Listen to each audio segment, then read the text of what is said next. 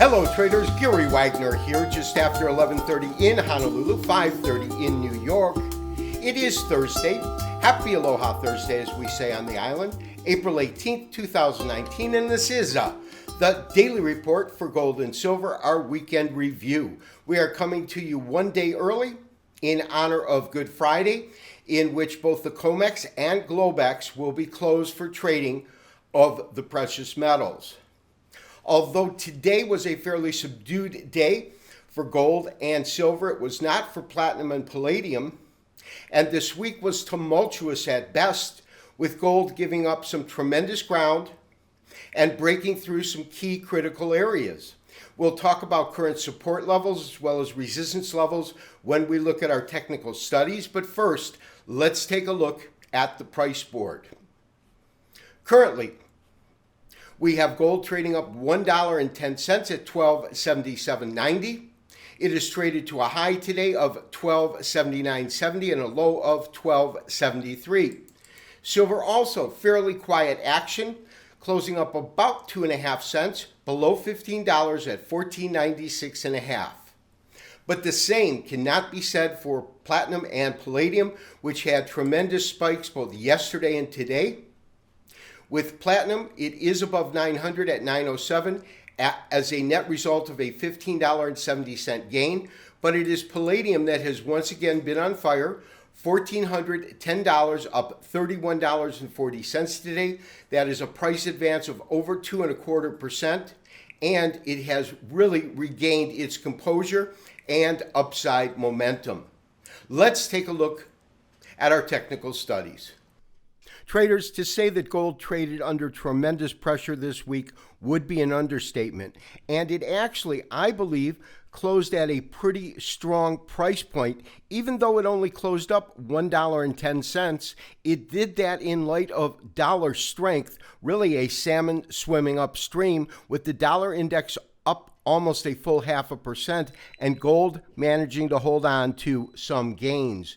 The highlighted box, rectangle box in yellow, represents this week in trading. And of course, it all began on Monday, and that's this candlestick with a long lower tail, actually trading dramatically lower intraday, breaking below the 100-day moving average during the day, but then closing just above it and also just above the 0.38% retracement level. On Tuesday, however, that all changed because what we saw is gold trading under dramatic pressure, giving up a little bit of over $20 and opening just at the 0.38% retracement level and closing not only below that, but well below the 100-day moving average.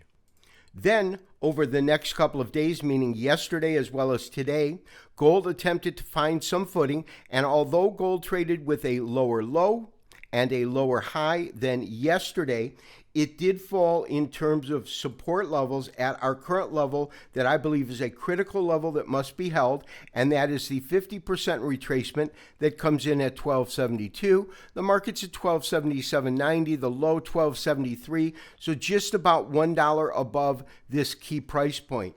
Because my sense is, traders, if the market breaks below this price point, it will head to the 0.618% retracement level.